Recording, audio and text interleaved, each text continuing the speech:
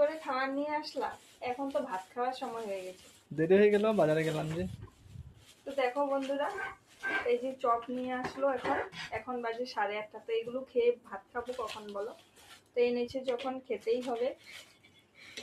এই যে দেখো, এগুলো হচ্ছে, এগুলো কি? Capsicum chop. ক্যাপসিকামের চপ।